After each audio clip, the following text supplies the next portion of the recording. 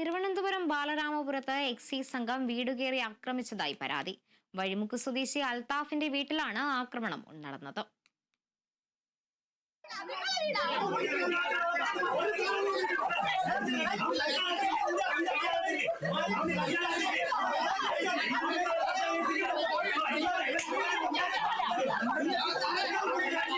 ബാലരാമപുരം വഴിമുക്ക് സ്വദേശിയായ അൽത്താഫിനെ കഴിഞ്ഞ ദിവസം Thirupuram excise range party 3 gram കഞ്ചാവുമായി പിടികൂടിയിരുന്നു. തുടർന്ന് സ്റ്റേഷൻ ജാമ്യത്തിൽ ഇയാളെ വിട്ടയച്ചു. അതേസമയം കേസുമായി ബന്ധപ്പെട്ട് എക്സൈസ് സംഘത്തിലെ അഖിലും കുടുംബവും സഞ്ചരിച്ച വാഹനം തടഞ്ഞു നിർത്തി അൽത്താഫ് അസഭ്യം പറയുകയും ആക്രമിക്കാൻ ശ്രമിക്കുകയും ചെയ്തിരുന്നു. ഇതേ തുടർന്ന് എക്സൈസ് സംഘം അൽത്താഫിന്റെ വീട് വളഞ്ഞ് ആക്രമണം നടത്തിയെന്നാണ് പരാതി. ബൈക്കിൽ കയറാൻ വേണ്ടി പോകും.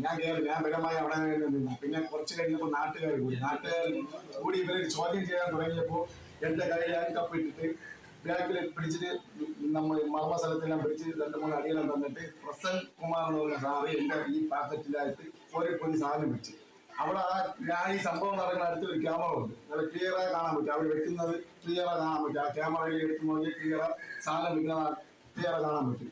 പിന്നെ ഞാൻ ആ നാട്ടുകാരെ അടുത്ത് വെച്ചിട്ട് ഞാൻ കാണിച്ചു. സാറേ ഇവിടെ നാട്ടുകാരെ കണ്ട് ഇവിടെ സാധനം വെച്ചെന്ന് പറഞ്ഞ് കറയെടുത്തിട്ട് കൊടുത്ത് എന്നിട്ട് ഇവർ എന്റെ പേരിലാക്കി ഞാനാണ് കൊണ്ടുവന്നതെന്ന് പറഞ്ഞ് അങ്ങനെ അടികളായി അവിടെ കുറെ അടി തന്നു. പിന്നെ ഞാൻ പറഞ്ഞ് ജീപ്പ് വന്നാലേ വരുള്ളൂ എന്ന് ജീപ്പ് വന്ന് എന്നെ കയറ്റിക്കൊണ്ടുപോയി പിന്നെ തിരുപ്പുറം എന്ന് പറഞ്ഞ ഒരു എക്സൈസ് ഓഫീസിൽ കൊണ്ടുപോയി അവിടെ കൊണ്ടുപോയി വീണ്ടും മർദ്ദിച്ചു. ഒരുപാട് മർദ്ദിച്ചു.